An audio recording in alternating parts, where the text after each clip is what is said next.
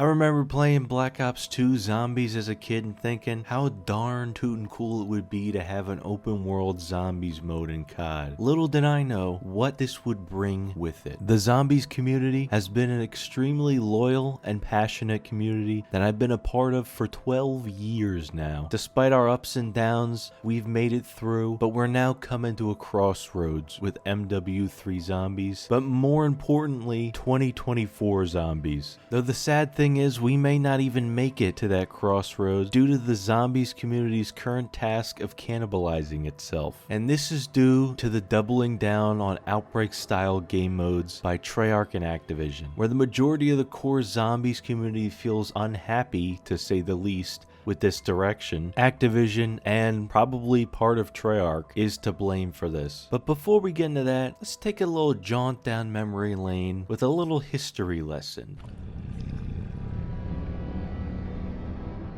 Despite being an integral part of the COD formula these days, Zombies wasn't always that way. It originally started out as a passion project by people like Jimmy Zielinski and other devs at Treyarch when they saw that the running animation for people on fire in World at War looked a little bit like a zombie running. So they said, you know what, let's make a zombies mode. It was such a passion project that the devs used their lunch break, something I would never do, to make the game mode and agree to have it as an unadvertised hidden mode in World at War. This was made possible thanks to the one and only fog rolling in Jason Blundell. People liked the mode so much, they made 3 more maps, one for each DLC pack in World at War, where they added the classics like Perks and Pack-a-Punch. With every new edition of Zombies, they expanded on the mode with a moving mystery box, new wonder weapons, perks, and arguably the most important thing to hardcore Zombies players, the story and a main Easter egg. Besides going for high rounds or just having fun killing zombies, part of what sparked so many people to love Zombies, including myself, was its story. Despite originally not having one at the beginning, Treyarch saw people's fan theories and stuff like that, and they said, let's make something out of this, which in turn led to the main quest Easter eggs. And darn tootin', that was a grand idea. The Zombies story is some of the craziest, wackiest, and best story I've ever played. Its complex lore and narrative is unmatched by any other. Just look at this. This is a timeline of the events in the Ether story. Where else do you get this? But as Zombies started to expand its features, some people found it went a little too far, which led to the turning point of the Zombies mode.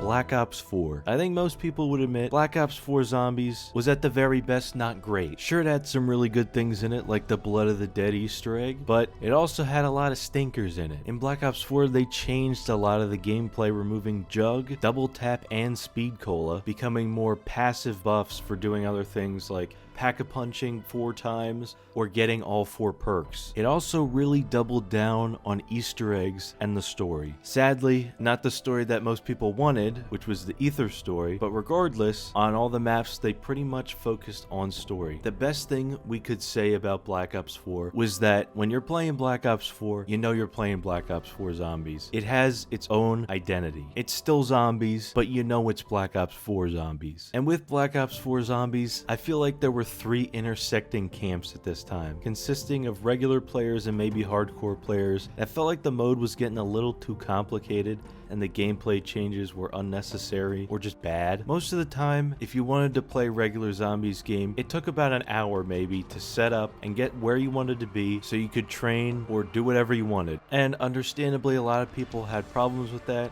because they just wanted to go in, kill some zombies, maybe go for some high rounds. They didn't want to do an extra Easter egg just to get to where they wanted to be. This definitely didn't happen to me, but you know, it certainly could have happened to somebody out there who spent 30 minutes gearing up only for them to die on round 15. Definitely not something that happened to me though. The second camp were people who were frustrated with the story and how Treyarch decided to tell 2 different stories at once before finishing the first one, which besides having the new story lead to nothing because we never got anything after that, it also led to a very half-baked ending to a 10-year story. So with that, Chaos fans and Ether fans, and the small amount that intersected, ended up being disappointed because neither of them got what they wanted. I think if this game focused more on the Ether story, definitely would have been better, and people would have been way more interested in Chaos if it came after that. But that's besides the point. Basically, both camps were unhappy for the most part, regardless of which end of the spectrum you were in. But there is another camp, which only slightly intersects. So I lied a little bit, because it only really intersects one way. I don't know how it's possible, but that's what it does. And that camp is Treyarch. For whatever reason, despite zombies being a staple mode in Call of Duty and being massively successful, Activision never seems to want to give the zombies team the resources it needs to make the content. A big part of the trouble in Black Ops 4 was because they had so little people to do these things and to make these things, which is why we got a lot of slideshow cutscenes. Because of this, essentially nobody was happy. I don't think Treyarch was happy because they had to do a ton of work despite not having any resources to do so. The players didn't like the gameplay choices and felt like the story was not what it should have been. Basically, no one was happy. So this is where the turning point happens. But the problem for myself and a lot of other people is that Treyarch made the wrong conclusions from this Apex. Despite everything you can say about Black Ops 4, it certainly had identity, and at its core, it was still that round-based horde mode that we all love. Sadly, what Treyarch chose was to go the complete opposite direction. They chose accessibility over identity, which leads us to Cold War. I actually liked Cold War when it first came out. It had an interesting setup, bringing Samantha back and us going into this new universe and exploring the Dark Ether. I was excited to jump into this new edition of the Ether story, but from the first gameplay that I saw and the first time that I played it, I knew something felt off, different, and not in the way BO2 feels different than BO3. I feel like there was things in the gameplay that weren't supposed to be there. Things that felt more like they belonged in multiplayer or Warzone. Things like armor, medals, weapon rarities, operators, a mini-map, guided Easter eggs, the fact that the only way to get to high rounds is to camp, no default starting weapons. These are things that maybe you like that were added, but I don't really think they fit in zombies. They're more things that fit in Warzone and multiplayer. Obviously, Easter eggs and high rounds belong in zombies, but they weren't given to us the way they were before. They were more casual, I guess is a way to put it. And I mean, it's not like they don't take stuff from multiplayer in the campaign all the time. I mean, the Ultimus character models are taken right from the World at War campaign. But I feel like there was a difference in what they did with Cold War. It made zombies feel diluted, like they put these features in to bring Warzone and multiplayer people in, instead of just letting them become interested in the mode for what it was. The Easter eggs were massively toned down in not just difficulty, but spectacle and what even happened. In a lot of the Cold War Easter eggs, I kept expecting something to happen, something. You know, this would finally be the point that the Dark Ether blends into this new world, or something would happen. And I get that it was an introduction, completely understand that. But when we keep going and nothing happens, there's no consequences, it makes the Easter eggs feel inconsequential. Like, sure, we're doing these steps, they're not that hard, but what really comes out of it? If you compare the stories of Black Ops 3 and 4 with Cold War, they're not the same. In BO3 and 4, we went from breaking a paradoxical time loop and fighting two Lovecraftian-like elder gods created at the beginning of time, to lazily working against a cringelord with an eye patch and a Black Ops campaign villain. If that isn't a downgrade, then I don't know what is. And besides just the lackluster story, its difficulty was so easy that random people could just jump in and do it solo if they had the ray gun or a guide up. The problem with that is, that's not how it should be. Easter eggs should be left to the people who have the skill to do so and put the time in. That's the reward for putting the time in and being invested in this mode. Sure, not everybody gets to see it, but the point is that content is not for everyone. The base mode is for everyone to go in, do high rounds, do whatever they want to do, kill zombies, maybe even attempt the Easter egg. But Easter eggs should be left to people who have the drive to do so. But a lot of this was excusable because through the beginning of Cold War, it was an introduction to this world. And at its core, it was still a round-based horde mode. The real problem came with Outbreak. Yes, after a few minutes of a yapping session by me, we finally get to the real point of this video. Outbreak by far is the most divisive thing in zombies that has ever come out, and there are a few reasons for that, but the main reason is that it seems like ever since Cold War, Outbreak zombies, or at least non-round based zombies, are to be the primary mode instead of round based, because Vanguard and MW3 both launched and are launching with no round based zombies, instead opting for a more open world type gameplay. I know there's this stat that's going around that half of the player base in Cold War were Outbreak players, and ever since I heard that stat, I didn't believe it. I played a lot of Outbreak, not because I liked it was because it was the only piece of new content for 5 months of Cold War's life cycle. I also wanted the Dr. Monty calling card, which required playing a lot of Outbreak, and after Mauer der Toten came out, I never played Outbreak again, because I had new round-based content and I had the calling card that I wanted. But would I not be counted in that 50% then? Because I don't like Outbreak at all, but I played it due to in-game and external incentives. How many other people are like that though? Because I don't doubt there's a lot of people that played Outbreak because there's only so long you can play the 2 same round-based maps over and over again. Especially when, let's be honest, they're not amazing. They're fine, but they're not amazing. Like, how do we know why people were playing the mode? Before we knew if you were playing zombies, you were playing because you wanted to play zombies. But in Cold War, it could have been to level up weapons for multiplayer or Warzone because they have new round-based maps, so you're dying for content like I was, or because you actually liked it and wanted to play it. Not to mention, how long did you have to play to get counted in that stat? 5 minutes? 5 days? It's such a broad and misleading stat that it bothers me, and it seems no zombies content creators have ever thought about this. They just take this stat at its value and say, well, I guess